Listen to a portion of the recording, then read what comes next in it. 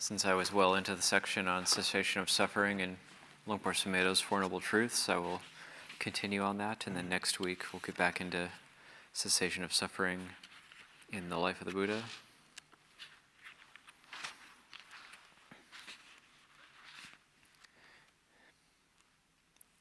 And this might also slightly go into right view section of the Fourth Noble Truth.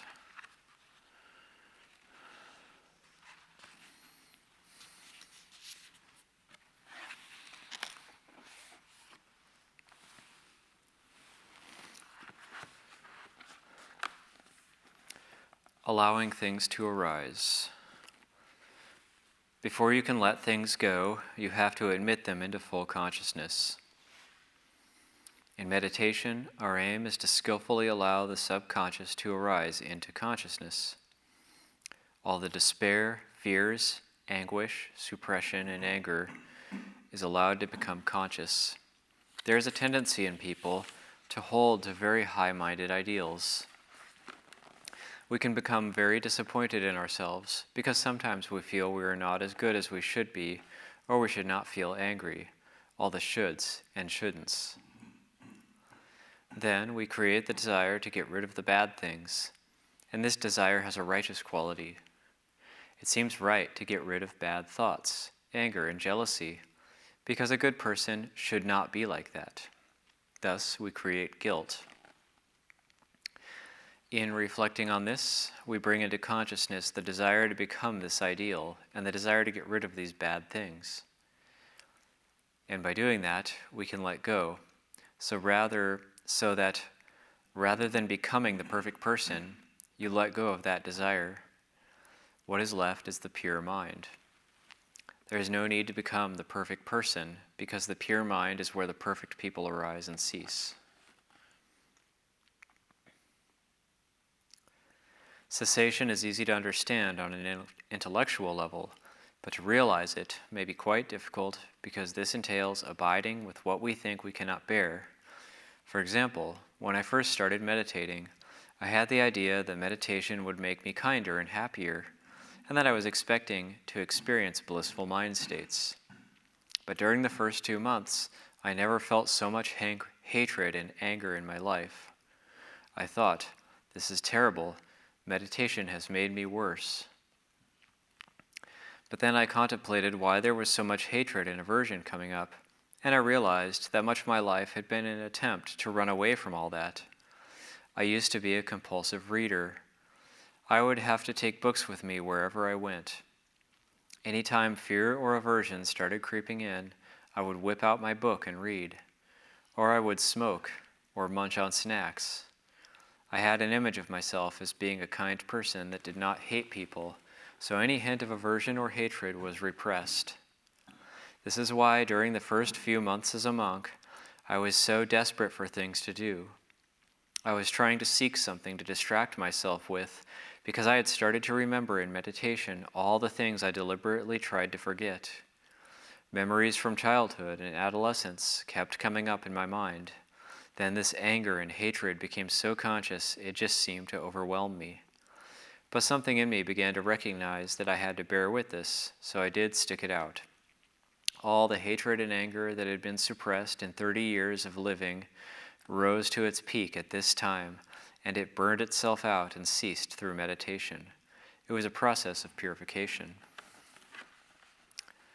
To allow this process of cessation to work, we must be willing to suffer.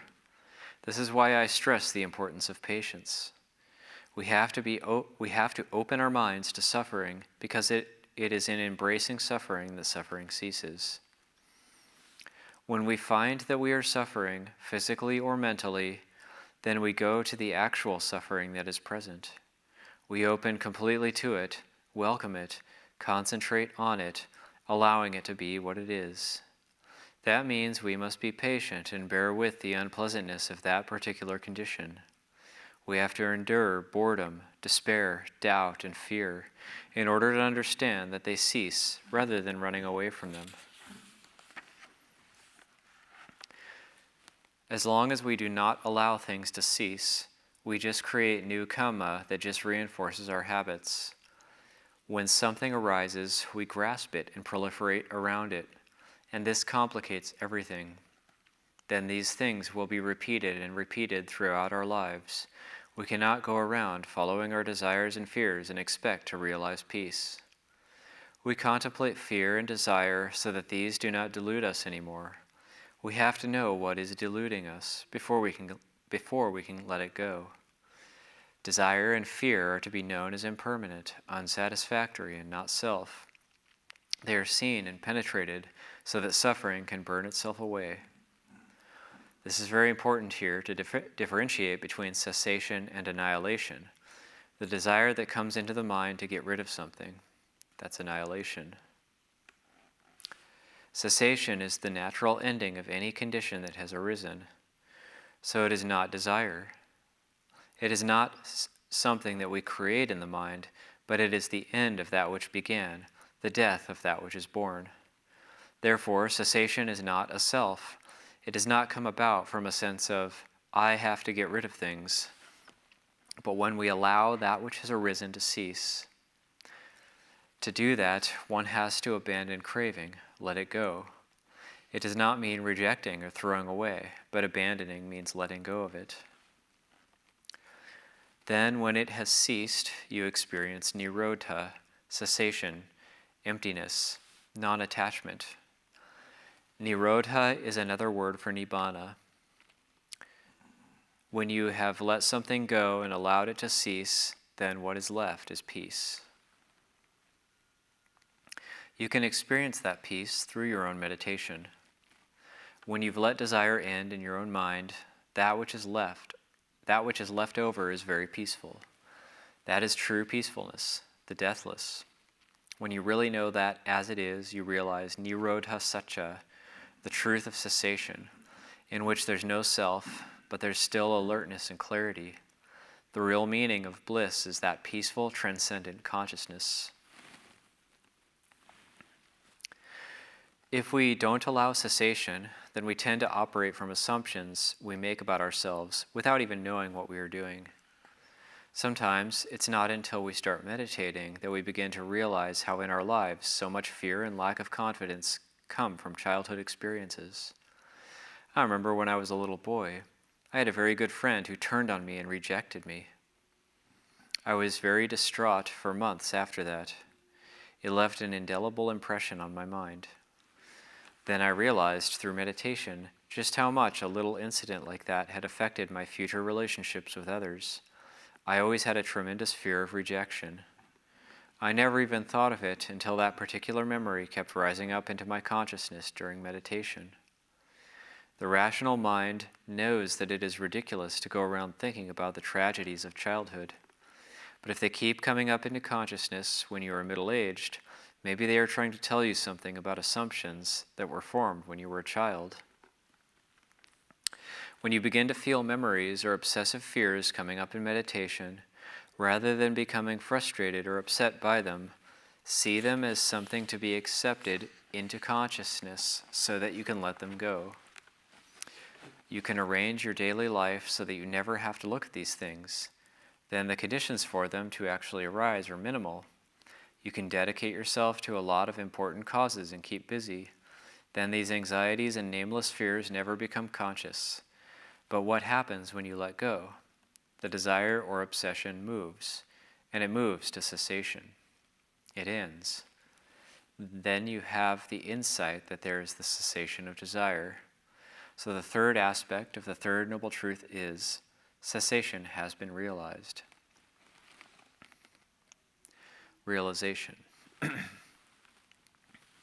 This is to be realized. The Buddha said emphatically, this is a truth to be realized here and now.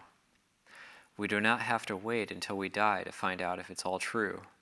This teaching is for living human beings like ourselves. Each one of us has to realize it. I may tell you about it and encourage you to do it, but I can't make you realize it. Don't think of it as something remote or beyond your ability. When we talk about Dhamma or truth, we say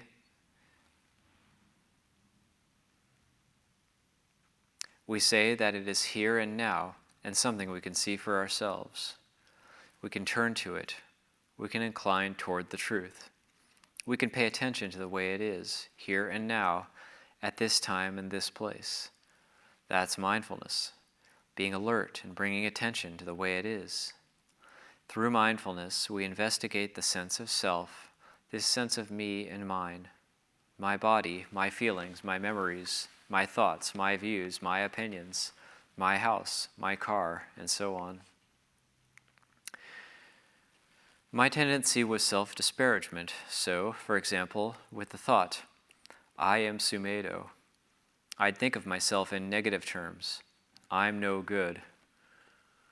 But listen, from where does that arise and where does it cease?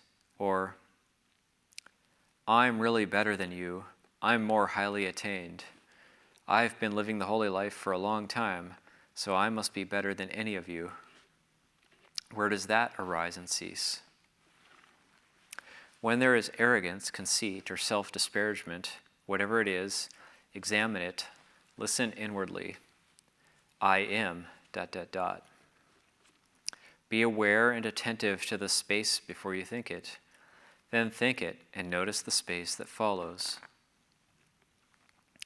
Sustain your attention on that emptiness at the end and see how long you can hold your attention on it.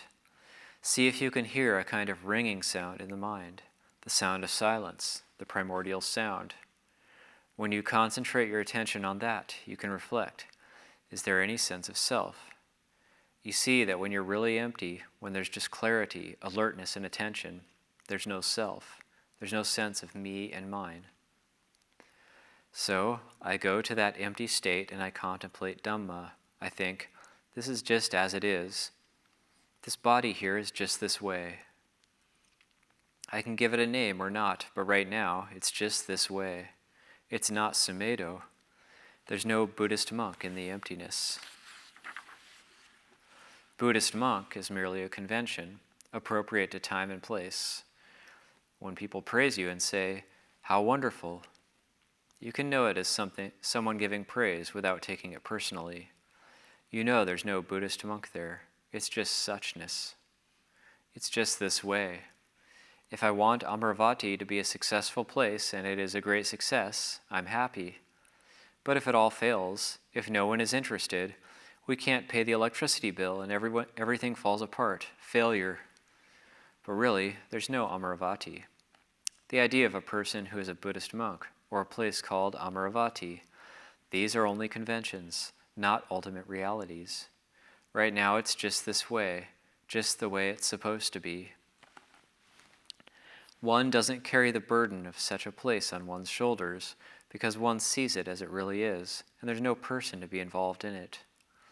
Whether it succeeds or fails is no longer important in the same way. In emptiness, things are just what they are. When we are aware in this way, it doesn't mean that we are indifferent to success or failure, or that we don't bother to do anything. We can apply ourselves.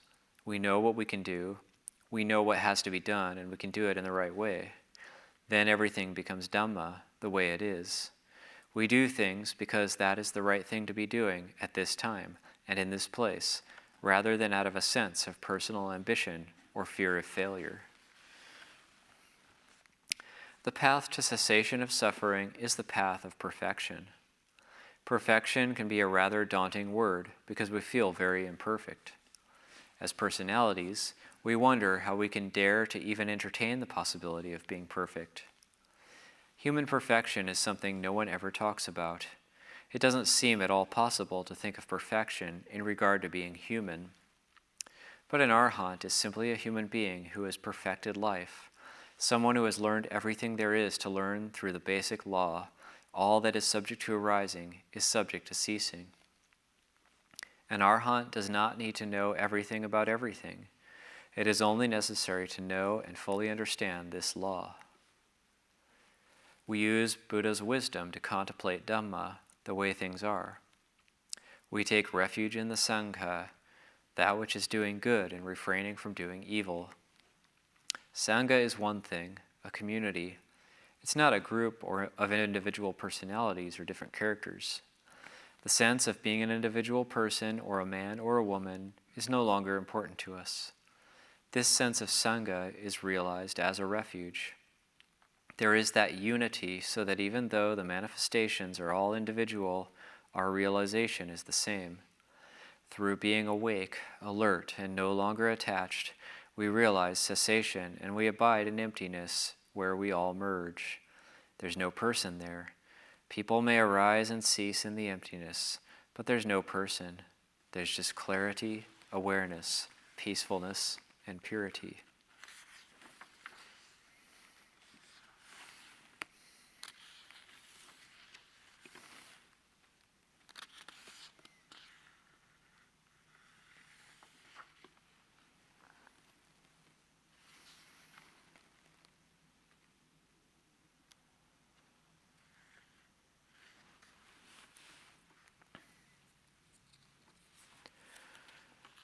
Any questions about the cessation of suffering before I go on?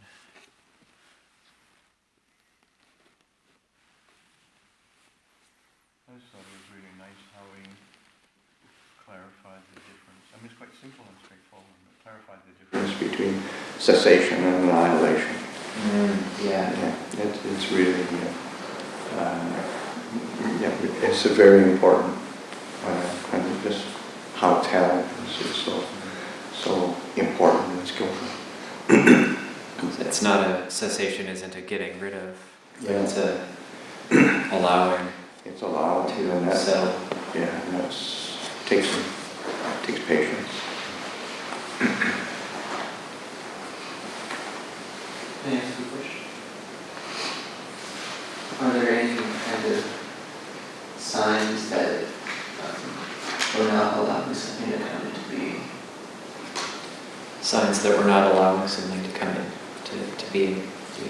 Ajahn Sumedho was talking about, like, we have to allow things to arise, we have to allow things to come into existence, to be able to see them. And so, are there any kind of signs or things that we can pay attention to that would maybe kind of hand to a point at it's, oh, maybe I'm, trying to suppress here, or maybe I'm not allowing something to arise? Suffering. No, it's really true. It's that kind of. Do you have the thing too? I think it's okay. Oh, it's not there. Okay. It's that's where when tuning into that kind of feeling of resistance or difficulty or clouded or something is I mean that's where it's really helpful to reflect on the kind of etymological roots of the word dukkha, in the sense of it being a word that was like pre-Buddhist, and it pointed, and it was like the duk is something not good, but the ka is the it's how the axle goes into a wheel, and when it doesn't fit right, either it's too tight, too loose, too something, not comfortable. Like sukha is when it's comfortable, at ease. Dukkha is when it's problematic, it's difficult, it hurts. So then that point of dukkha is the point to be investigating, and that's why these Four Noble Truths, and especially how that experiential application of the Four Noble Truths is it takes you from the mundane to liberation, because it's you're starting to pay attention to the places where it feels there's some difficulty, there's some resistance, there's some discomfort, there's some dis-ease, and then how do I? One, of course, is what is the cause, and then how do I release? How do I let go, so that it can be? Because usually, if we just go in with we want to smash it with the hammer of letting go, isn't really a good approach. But it's sort of that investigation and then experimenting of how do I release, how do I allow that to come to a place of ceasing and relinquishment. That's why those words that how the Buddha describes the cessation of suffering, Ñāṇiko, Padinisago, Mutti, Annihilation, are really like that. Ñāṇiko is like to giving up, giving away. Padinisago, release. Mutti, freedom, really again letting go. And Annihilation, just not sticking, not getting stuck in. So those are the ways to hold it, and that takes one to a place of cessation.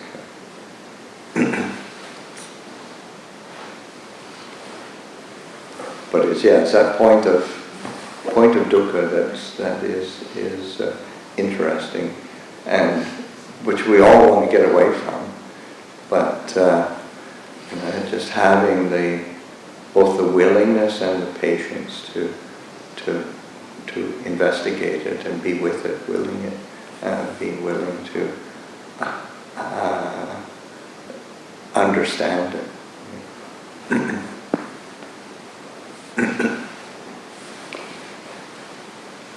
I ask a question? Yeah. Can I sort of distinguish the terms? It sounds like what Ajahn Sumedho was talking about, these things that come up that you want to let go of, if I'm correct, would be Sankhara, and the kilesa would be anger, for example. Is that correct to say? Well, I mean, Sankhara just is I say I mean, whether it's broadly used as a compounded thing or specifically used in terms of the five khandhas, then it's whatever mood. I mean, Sankhara is basically just anything that one has a kind of volitional hand in. So whether it's anger or whether it's loving kindness, just Sankhara. Whether it's generosity or whether it's fear. Those are all Sankharas. So could I follow up and ask, in Ajahn Sumedho's example, he has this memory of his friend dumping him. Is that sort of, would you refer to that as a Sankhara, a sort of habit pattern of reaction that's formed as a result of this incident? Yeah. I mean, it's a habit pattern that that one has internalized, and as he said, it's like repressed. I mean, in the sense that one has pushed it away because it's unpleasant. One hasn't really understood it. It is a manifestation of dukkha that one still doesn't really, not comfortable with, doesn't really want to have it. So one hasn't understood it and so then one hasn't really released it. But it certainly is a sankhara in the sense of a habit pattern. And that's what, it's like the whole samsara round of dukkha is just about to happen. So in that situation, would the Sankhara is the sort of story and the reaction, but would the root defilement be anger, the kilesa? Well, I mean, it's, again, that's where these are conjoined, they're not disjoined, so that having anger dissociated from delusion is, doesn't really happen. sense. I mean, you put labels on it to help distinguish and to help sort of see, well, what's the primary flavor? But it's still, there's always going to be some kind of delusion functioning there as well. So then that's those roots, loba, dosa, moha, are kind of that. Say, like in the Tibetan wheel of dependent origination, as an art form, let's say, they're chasing each other and they have each other's tail. I mean, it's a rooster and a snake and a pig or something, but they've got each of their tails in their mouths, so that they're separate animals, but they're also one continuous cycle.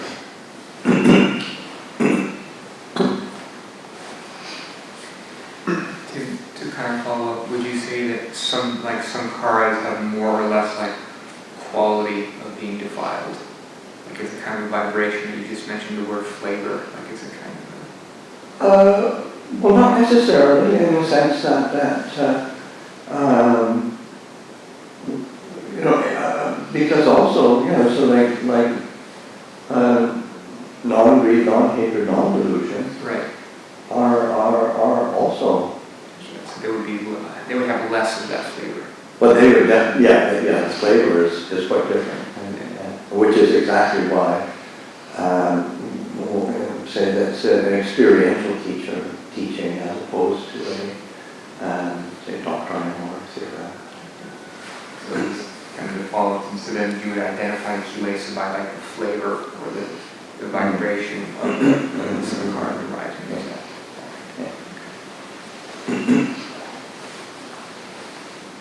Yeah, and Greg, Dave's question is a very good one because that's the whole that's part of the subtlety of what's happening. Like there's a memory, painful memory. The mind keeps going to it, and there's suffering. But then there's an energy. There's what I think is the real kilesa is what's directing the mind into it, and also the mind is, and the defilement is what's creating a perception around that memory. So anger is looking for an object. That memory is a very good object. It's very justified. Remember that, angry about it. So in the past, been repressing it, distracting myself, not looking at it. But then, when the anger comes up, looking for an object, that memory is a good object.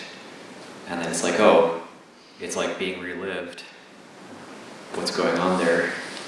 And then you contemplate it, and then it's like, you realize, oh, that anger directing my attention to that object, i.e. that memory, is the cause of suffering. That is causing suffering. Then you start to back it up, look at why am I directing my attention to that? Why don't I direct my attention to something wholesome? It's kind of like, it's like the directing of attention, or the... Yeah, and also that because of what ends up being created and perpetuated is a self-view. There's me. There's me in the past. Yeah. Past me. Past me. But I found that with things like that, because I have no shortage of painful memories just like that, and everybody does, and or almost everybody will have something like that, and in a strange sort of way, through changing our perception, or through not perceiving it, through starting to see that perceiving it with anger or upset is suffering. And the perception we start perceiving it in a more positive way. In a strange sort of way, it's almost like we can change the past. It's almost like through perceiving it differently, it's almost like we're changing it. Oh, are quite interesting. Ajahn, could you maybe give an example of that?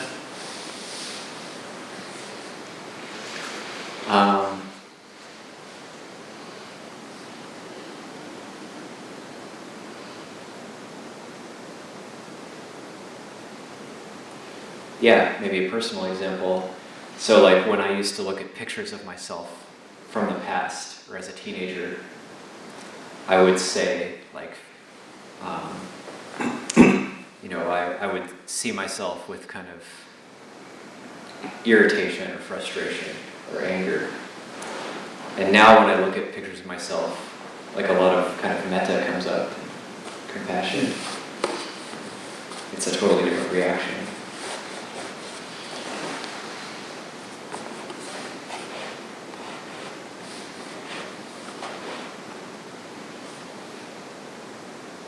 And the picture is the same, I don't look any different. But the perception is different. I think that's kind of why there's this teaching in the Tibetan tradition, the Tonglen, where you imagine, it's kind of like a metta practice where you imagine you're breathing in the suffering of somebody else and breathing out goodwill and compassion and happiness for them.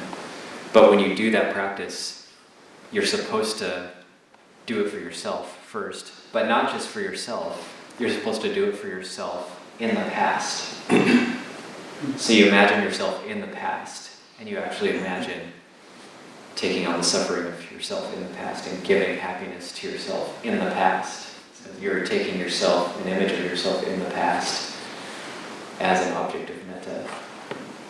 I found that quite helpful, actually.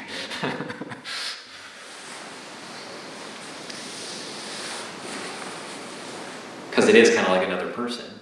It's not you now. It's the aggregates in the past. If I understand him correctly, Ajahn Lee says these are the real demons and ghosts that haunt us.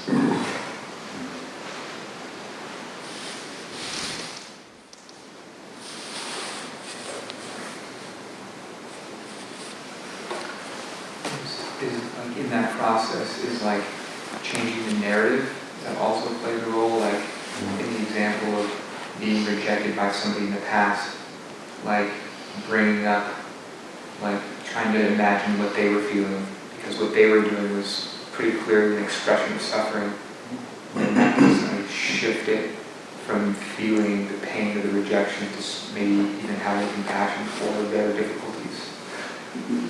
Yeah, I think that's very much the case where we act on, I guess, it's so much around how I felt, what it was meant to me, and we carry that, into, like you said, it happened when you was a little kid, and here you are middle age, and still feeling that same way, but the reality is that, that, who knows what that person was feeling, whatever it was, they're definitely worthy of compassion in the sense of, maybe they're going through some sort of difficulty, they have to do that. Maybe they're just for some reason or other, they're trying to score points with some other friend, and that's so and it's so ordinary for little kids, in the human condition, and it's painful. And you think, it's just really worthy of compassion.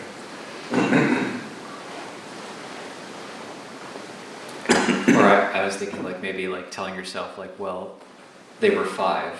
Yeah. Or something like that. But then because he never saw it or he never acknowledged that memory, that's like the issue. He always denied that he could still feel that way based on that.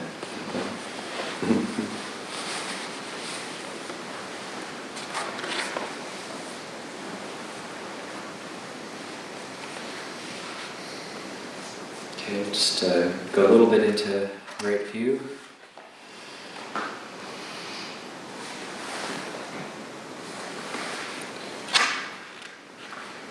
Noble Eightfold Path.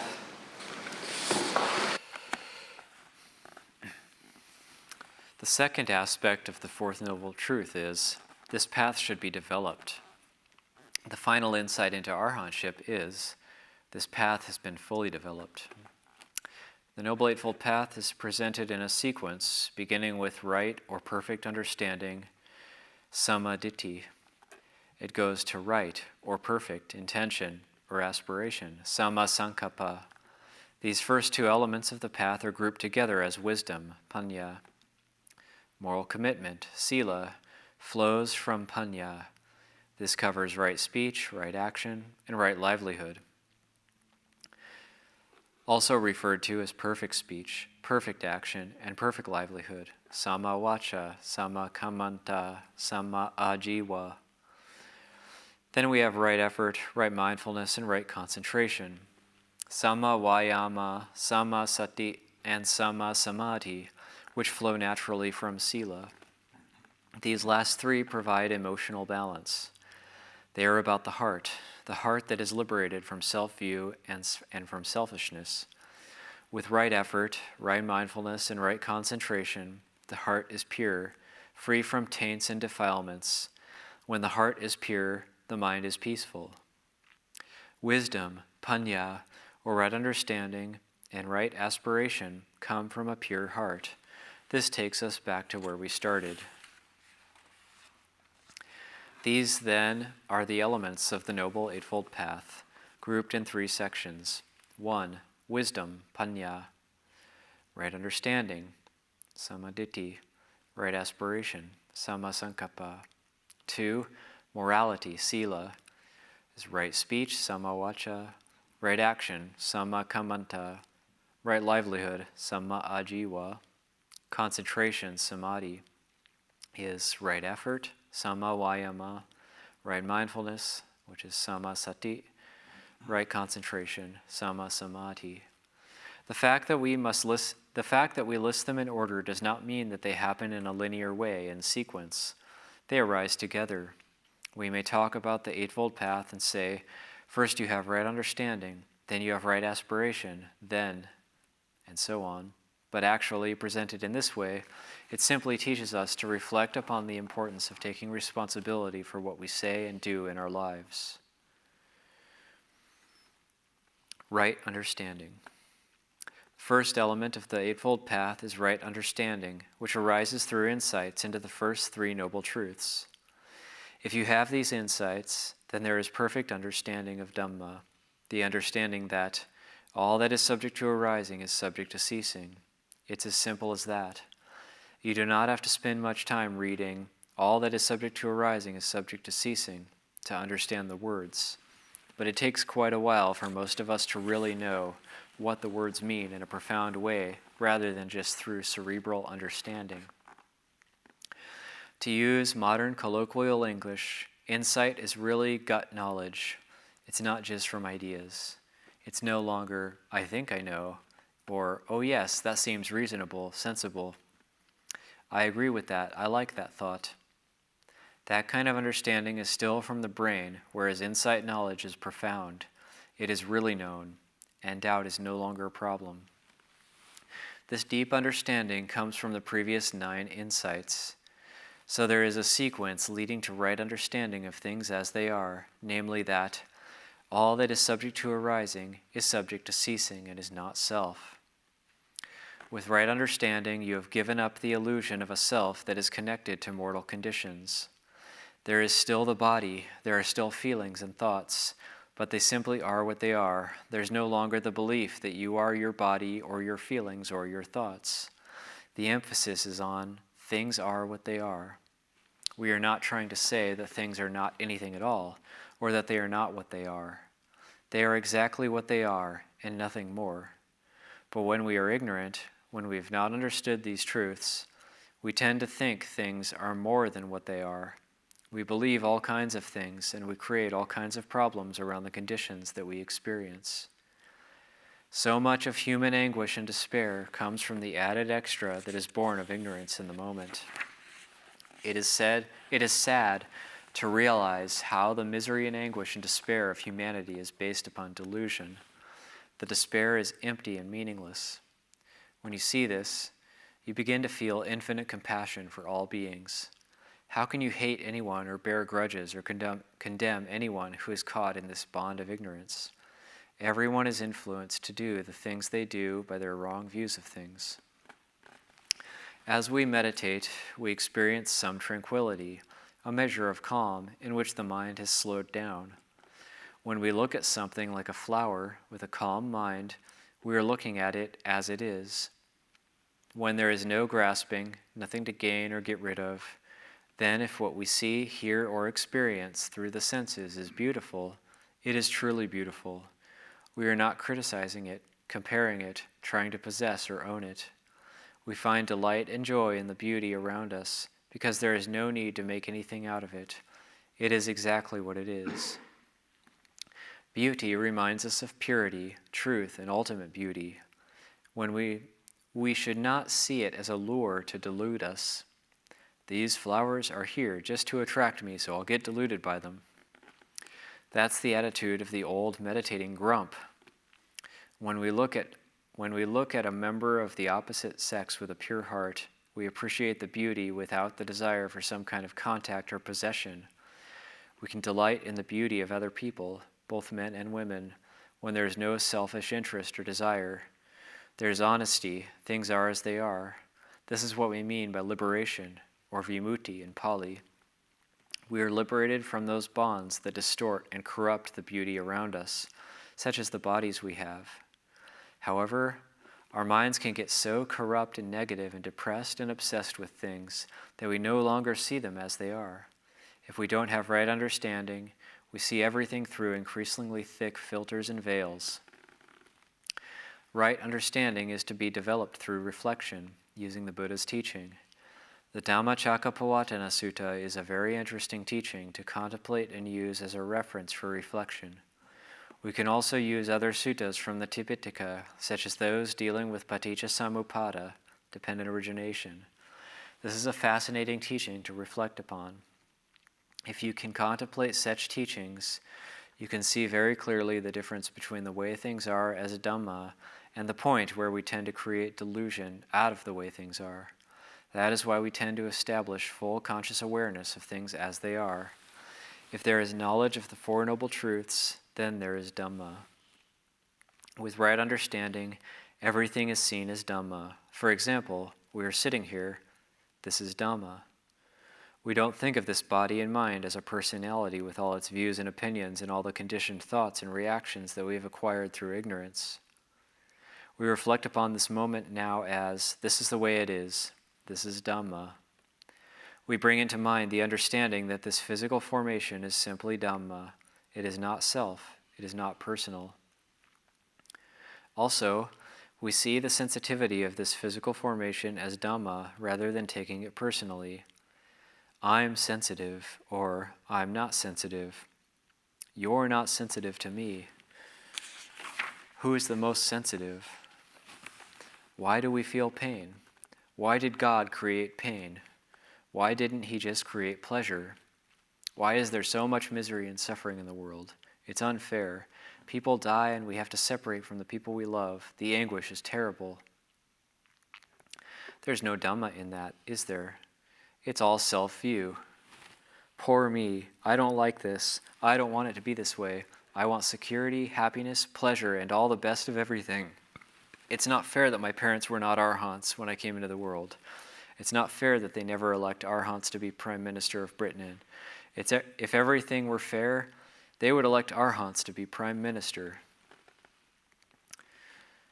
I am trying to take this sense of it's not right, it's not fair, to an absurdity in order to point out how we expect God to create everything for us and to make us happy and secure.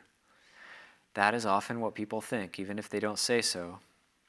But when we reflect, we see, this is the way it is. Pain is like this, and this is what pleasure is like. Consciousness is this way. We feel, we breathe, we can aspire.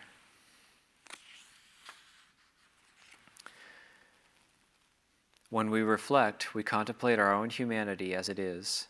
We don't take it on a personal level anymore or blame anyone because things are not exactly like we want. It is the way it is, and we are the way we are. You might ask why we can't all be exactly the same, with the same anger, the same greed, and the same ignorance, without all the variations and permutations. However, even though you can trace human experience to basic things, each one of us has our own karma to deal with, our own obsessions and tendencies, which are always different in quality and quantity to those of someone else. Why can't we all be exactly equal, have exactly the same of everything, and all look alike, one androgynous being? In a world like that, nothing would be unfair, no differences would be allowed, everything would be absolutely perfect, and there would be no possibility of inequality. But as we recognize Dhamma, we see that, within the realm of conditions, no two things are identical. They are all quite different, infinitely variable and changing, and the more we try to make conditions conform to our ideas, the more frustrated we get. We try to create each other and a society to fit the ideas we have of how things should be, but we always end up feeling frustrated. With reflection, we realize this is the way it is. This is the way things have to be. They can only be this way. I'll end it there for today.